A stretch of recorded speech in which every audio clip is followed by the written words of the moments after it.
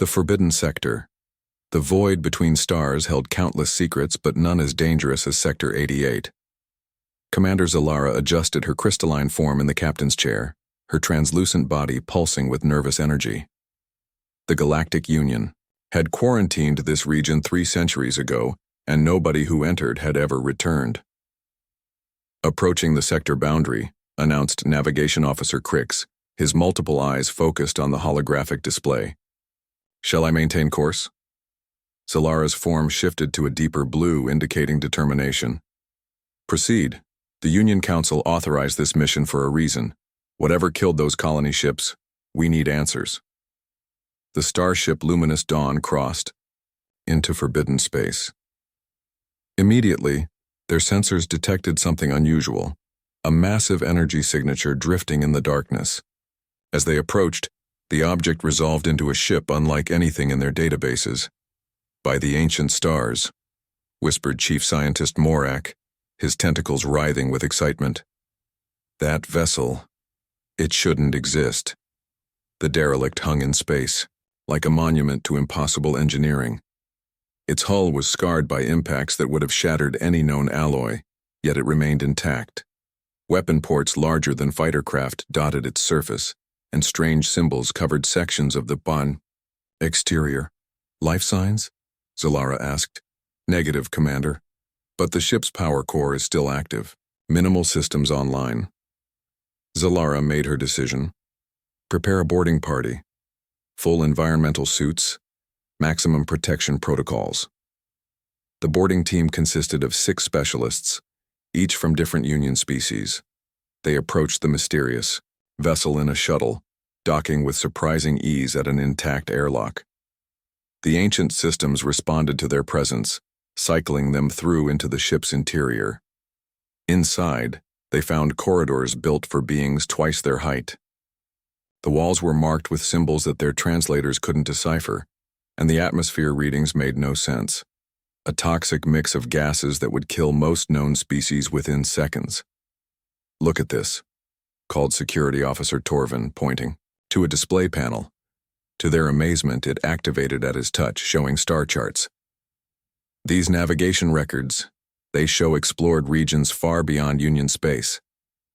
Morak floated closer, his scientific curiosity overcoming caution. The technology is centuries ahead of ours, yet the design aesthetic seems primitive, functional rather than elegant. They pressed deeper into the ship, finding crew quarters filled with personal items, photographs showing bipedal beings without proper exoskeletons or protective features, books written in an unknown script, clothing that seemed inadequate for space travel. Then they found the command center. The bridge was vast, with stations clearly designed for the mysterious tall beings, but what drew their attention was the holographic display that activated as they entered.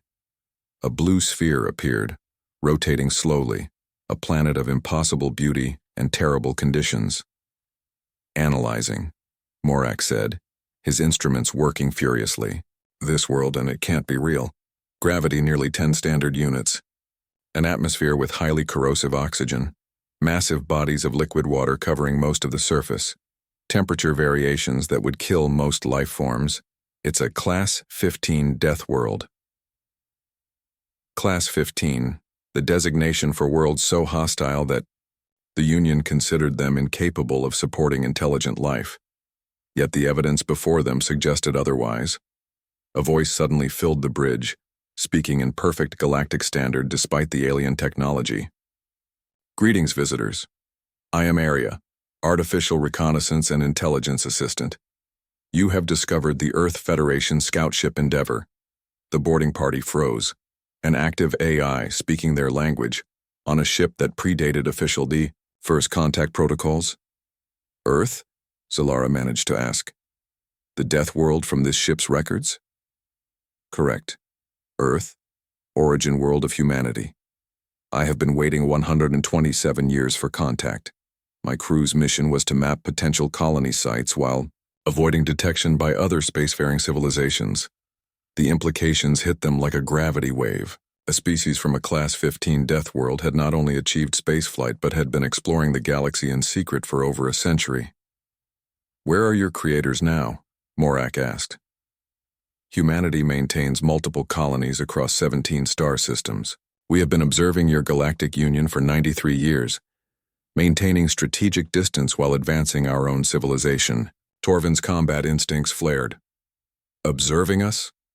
For what purpose? To determine if contact would be beneficial or dangerous. Humanity learned long ago that the universe is unforgiving. We approach new situations with extreme caution. Zalara felt her form shimmer with unease. Why reveal yourselves now? Because you found us. Protocol dictates that once discovered, we initiate controlled contact rather than risk misunderstanding and conflict. A human representative will arrive within 6 hours to discuss formal relations. The boarding party exchanged glances. They had come seeking answers about an ancient threat, only to discover something far more significant, an entire civilization that had been hiding in plain sight. As they prepared to return to their ship, Morak made one final scan of the Earth vessel. Commander, these hull scars, and they're not from micrometeorites or conventional weapons. Something attacked this ship. Something powerful. Arya's voice followed them to the airlock.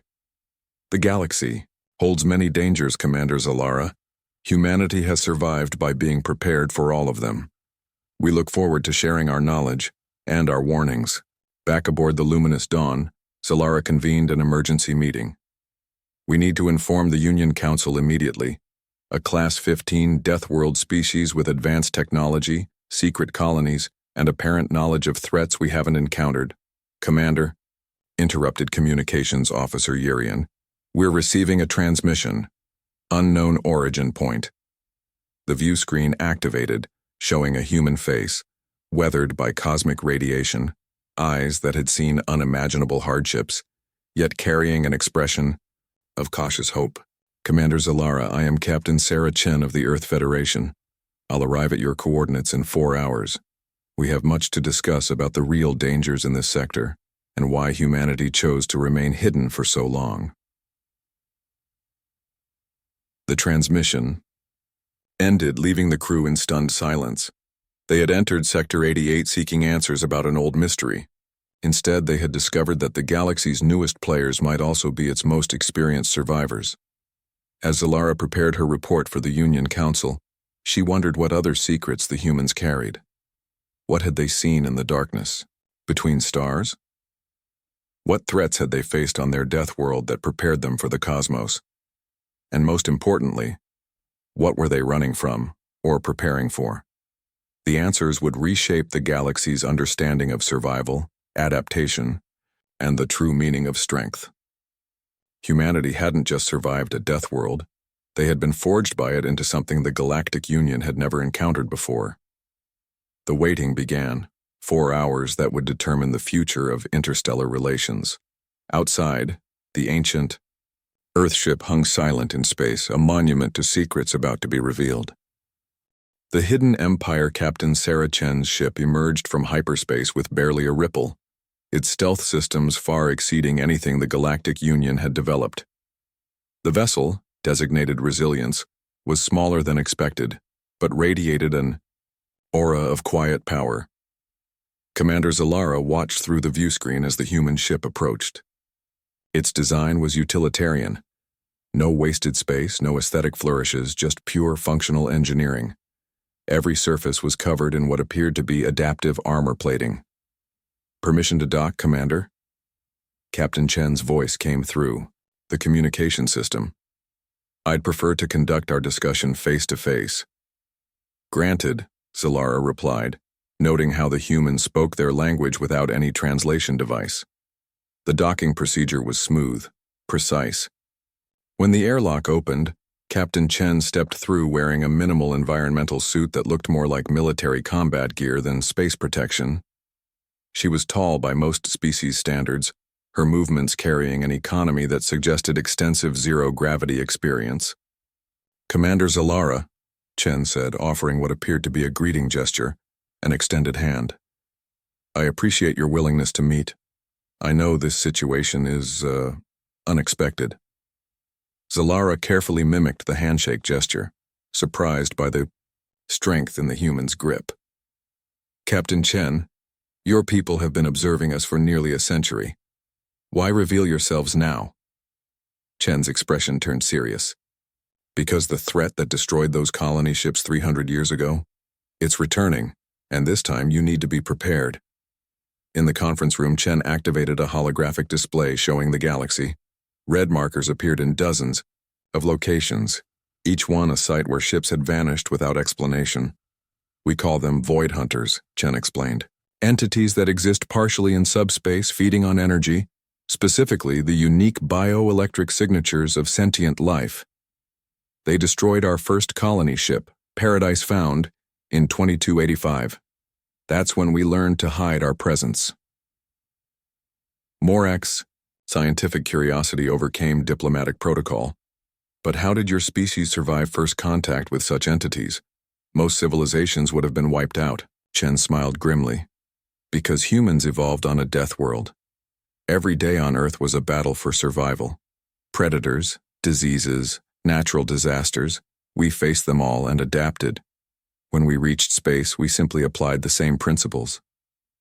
She changed the display to show Earth in all its chaotic glory. Your designation of Class 15 is accurate. Our world tries to kill us constantly. Hurricanes, earthquakes, volcanic eruptions, ice ages. We've survived them all. It made us paranoid, cautious, but also incredibly adaptable. You mentioned colonies, Zalara prompted. How many humans are there? 14 billion across all our worlds. Our expansion followed strict protocols. Remain hidden, be self-sufficient, prepare for any threat. Chen brought up images of human colonies, each one a fortress city designed to withstand anything the universe could throw at it. Torvin leaned forward. Your military capabilities? Every human learns basic survival and combat skills from childhood. It's not militarism, it's pragmatism. On Earth, being unprepared meant death. In space, we maintained that mindset. Chen showed them footage of human training facilities, soldiers practicing in environments that would kill most Union species. Instantly, toxic atmospheres, crushing gravity, extreme temperatures. The boarding party watched in amazement as humans operated effectively in conditions their computers classified as uninhabitable. This is why you remained hidden, Zalara realized. You knew other species would fear you. Exactly. We're not conquerors, Commander. We're survivors. But we learned that sometimes being too different makes you a target. So we watched, we learned, and we prepared. The discussion moved to the Void Hunters. Chen shared humanity's research, decades of careful study, conducted at extreme risk. The entities were attracted to certain energy signatures, particularly those generated by standard Union technology. Your ships are beacons to them, Chen explained. Your proper shielding, your elegant energy systems, they're like bright lights. In the darkness, human ships run on completely different principles. Cruder, perhaps, but invisible to the hunters. Can you help us? Zalara asked directly. Share this technology? Chen nodded. That's why I'm here. The Void Hunters are massing for a major incursion. We've detected their gathering points. Alone, neither of our civilizations can stop them. Together, we might have a chance. She outlined the human proposal, technology exchange, joint defense initiatives, and gradual integration of humanity into the Galactic Union. But there were conditions. We won't abandon our ways, Chen stated firmly. Humans will always prepare for the worst, while hoping for the best. We'll share our knowledge, but we'll also maintain our independence. Our survival protocols remain non-negotiable. Over the following hours, Chen gave them a tour of the Resilience. The ship's interior was Spartan but incredibly functional. Backup, systems for backup systems, food supplies that could last years, a medical bay equipped to handle injuries that would be fatal to most species. Your ships are works of art, Chen noted, seeing their reactions. Ours are survival tools, different philosophies shaped by different evolutionary pressures. The weapon systems were particularly impressive. Kinetic weapons that could punch through asteroid fields. Energy weapons designed to disrupt subspace. Entities. Defensive systems that could withstand forces that would tear conventional shields apart. We call it the Fortress Doctrine, Chen explained. Every human ship is a self-contained stronghold. We learned from Earth's history. Sometimes you can't run, so you'd better be ready to fight. As the tour concluded, Zalara found herself reassessing everything she thought she knew about spacefaring civilizations. The humans weren't just another species reaching for the stars. They were survivors who had conquered a world that should have killed them, then applied those harsh lessons to space exploration. "What happens now?" Zalara asked as they returned to the conference room. Chen pulled up a star chart showing the approaching Void Hunter convergence. "Now, we prepare for war. But first, you need to take this information to your Union Council. They need to understand that humanity isn't the threat here. We're possibly your only hope for survival." She handed Zalara a data crystal. "Everything we know about the Void Hunters, our stealth technology, defensive protocols. Consider it a gesture of good faith, and in return, acceptance. Not as subordinates or curiosities, but as equals. We've spent 90 years studying your union. Your diversity is your strength, but your comfortable worlds have made you vulnerable. Humanity can help balance that." As the meeting concluded, both commanders understood they stood at a pivotal moment in galactic history. The Galactic Union would have to overcome its fear of Deathworld species and accept that sometimes survival required embracing the very traits they had long considered too dangerous. "One more thing," Chen said as she prepared to leave. "The quarantine on Sector 88, it wasn't to keep people out, it was to keep something in. The Void Hunters have a spawning ground here. That's why your colony ships never returned." The implications were staggering. Humanity hadn't just been hiding, they had been standing guard, protecting the Union from a threat it didn't even know existed.